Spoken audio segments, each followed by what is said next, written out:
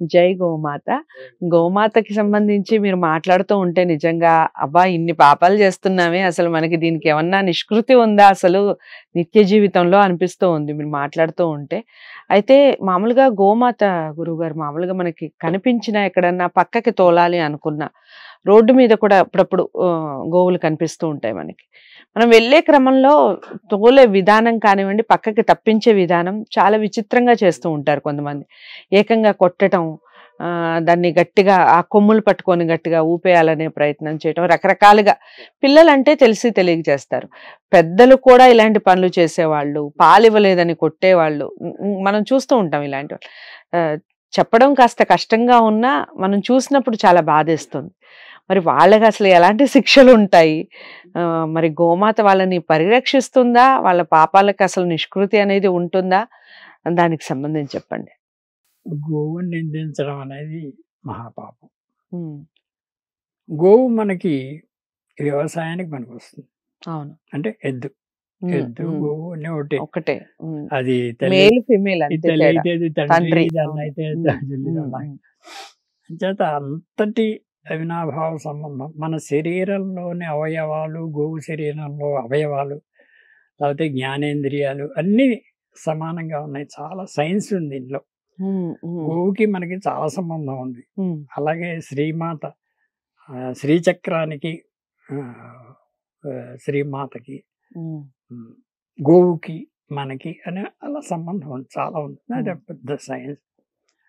అంచేత గోవుని మనం ఎప్పుడు కూడా దూషించకూడదు.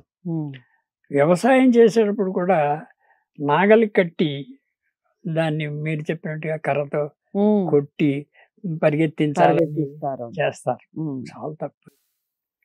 కర్రతో కొట్టడానికి వీలేదు. ఏం చేత మనకి ఆహారం పండించడం కోసం అది కష్టపడి మనకి పనిచేస్తుంది. దాని చేత పని చేయించుకోవాలి తప్ప దాన్ని కొట్టి హింస పెట్టి చేయకూడదు. దాని చేత కొంత తోక నిమిరి ఇలాగే చేస్తూ ఉంటారు. ఇలా టచ్ చేసి దాన్ని కొంచెం ఉత్సాహపరచాలి తప్ప కొట్టకూడదు. కర్రతో కొట్టడం మహాపాపం. చేత్తో కూడా కొట్టకూడదు. అసలు ఆవుకి ఎద్దుకి ఎప్పుడు మనం కుడివైపు నిలబడాలి.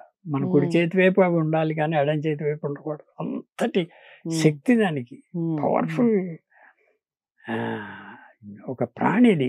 జంతువు అనకూడదు, ప్రాణి. అలాంటి ప్రాణిని మనం ఎంతో సుకుమారంగా చూసుకోవాలి. మన గోశాలలోకి వెళ్ళినప్పుడు కూడా అక్కడ ఉమ్ములు ఉచ్చలు పోయకూడదు. చెప్పులతో గోశాలకు వెళ్ళకూడదు. గోశాల అంటే ఒక దేవాలయం.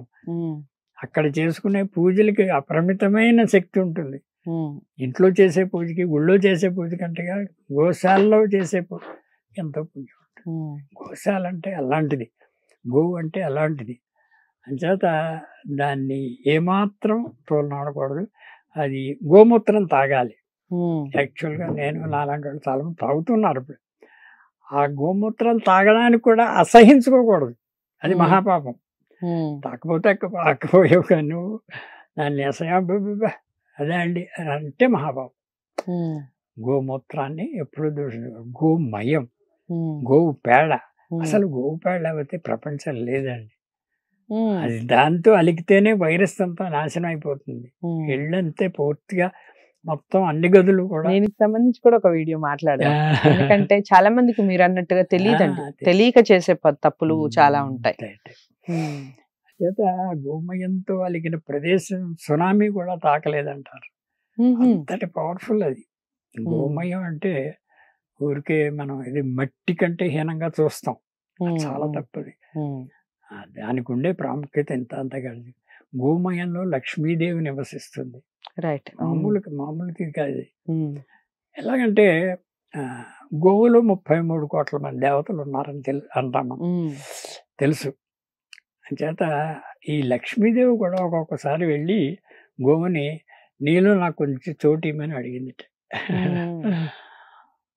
అంటే గోవులన్నీ ఆలోచించుకుని ఈ లక్ష్మి అనేది చెంచల లక్ష్మి, ఎప్పుడు ఇవాళ నాకు వస్తానంటుంది, రేపు వద్దాన్ని పోతానంటుంది, ఈవిడ నమ్మకం లేదు ఈవిడ అని చెప్పి గోవులు అన్నీ చేసి వద్దమ్మా నీ దారి నువ్వు చూసుకో, మాలో వద్దులే నువ్వు అన్నారు.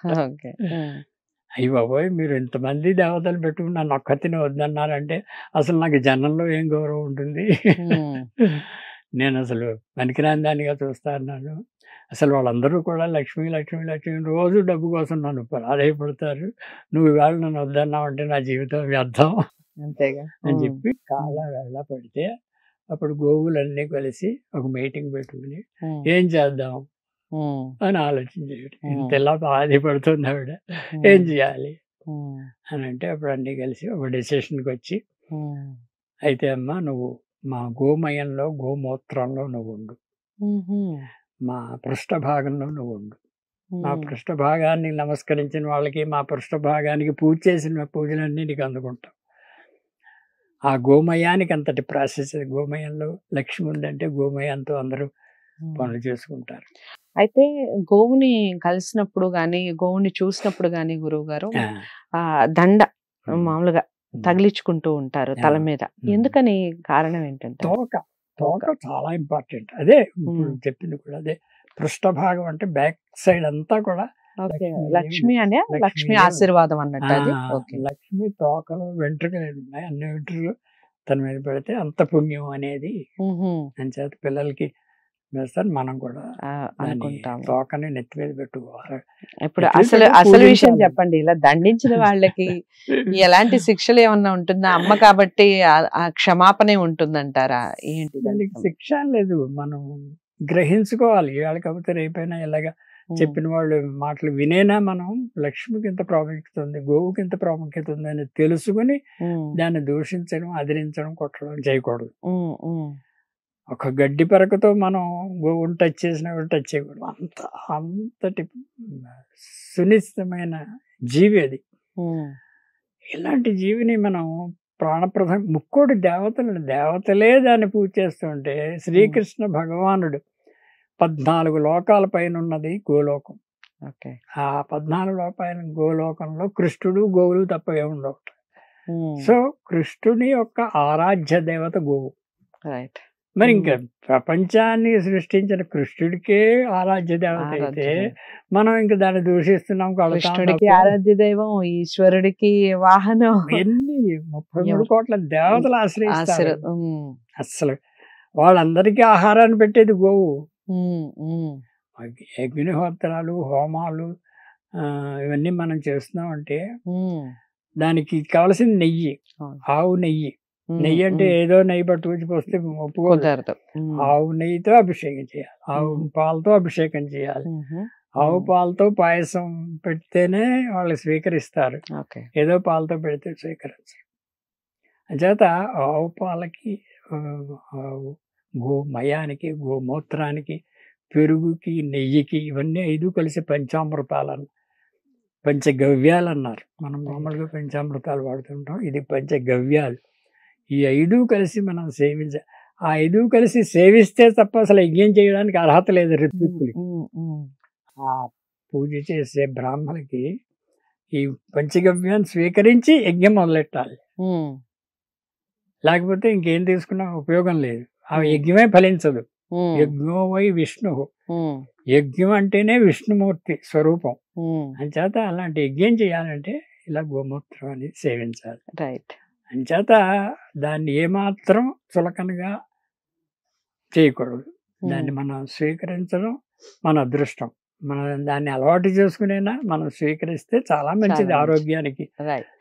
ఆరోగ్యానికి సంబంధించి ఖచ్చితంగా మళ్ళీ మాట్లాడే ప్రయత్నం చేద్దాం. గురుగారు చాలా అంటే చాలా చక్కగా గోవుకి సంబంధించిన విషయాలు చెప్తూ ఉంటారు. మనందరం పాటించే ప్రయత్నం చేద్దాం. ముందు పాటించాలి, పాటించిన తర్వాత దాని ఫలితం గురించి ఆలోచించాలి. ముందు పాటించకుండా విమర్శించే రీతిలో ఉంటే అసలు ఎప్పుడు అలాగే ఉంటాం కదా, మనలో మార్పే రాకపోతే. వీడియోని లైక్ చేసి అందరికీ షేర్ చేయండి. గోమాత విశ్వమాత అన్న విషయాన్ని అందరూ గ్రహించేలా చేయండి.